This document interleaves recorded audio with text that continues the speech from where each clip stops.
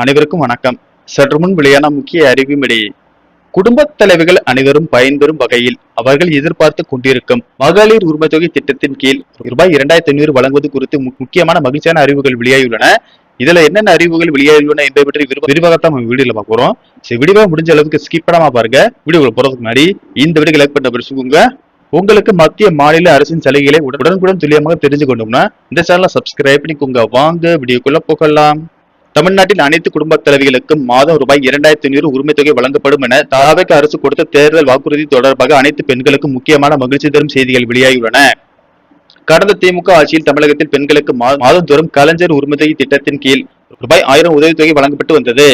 குடும்ப தலைவிகளின் பொருளாதார சுதந்திரத்தை உறுதி செய்வதற்காகவும் அவர்களின் வாழ்வாதாரத்தை மேம்படுத்துவதற்காகவும் இந்த திட்டம் கொண்டு வரப்பட்டது. 2021ஆம் ஆண்டு செப்டம்பர் 15ஆம் தேதி தொடங்கப்பட்ட இந்த திட்டத்தில் இதுவரை சுமார் 1,31,00,000 பெண்கள் பயனாளிகளாக உள்ளனர்.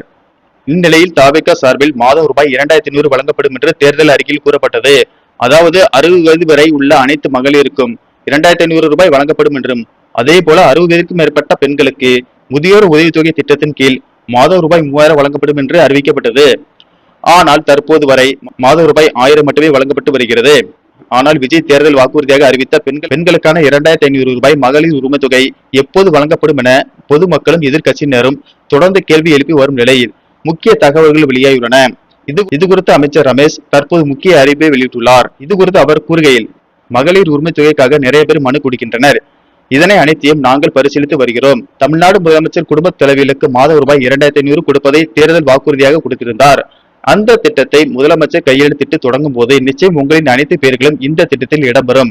குறிப்பாக இதுவரை உரிமை தொகை பெற்று வருவோரின் பெயர்களும், இதுவரை உரிமை தொகை வாங்காமல் இருந்தாலும் அனைத்து குடும்ப தலைவிகளின் பெயர்களும் வந்துவிடும். முதலமைச்சர் விஜய் இதற்கான அறிவிப்பை வெளியிடும் போது ஆட்டோமேட்டிக்காக எல்லோருக்கும் பணம் வந்துவிடும் என்று தெரிவித்துள்ளார்.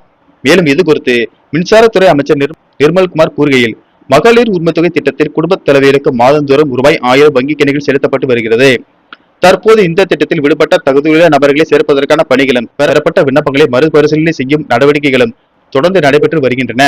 அத்தியாவசிய பொருட்களின் விலை உயர்வு மற்றும் வாழ்க்கை செலவினங்கள் அதிகரித்துள்ள நிலையில் உரிமை தொகையை உயர்த்த வேண்டும் என்ற எண்ணம் தமிழக அரசிடம் உள்ளது. ஆகையால் விரைவில் அனைவருக்கும் ரூபாய் 2500 வழங்கப்படும் என்று தெரிவித்துள்ளார்.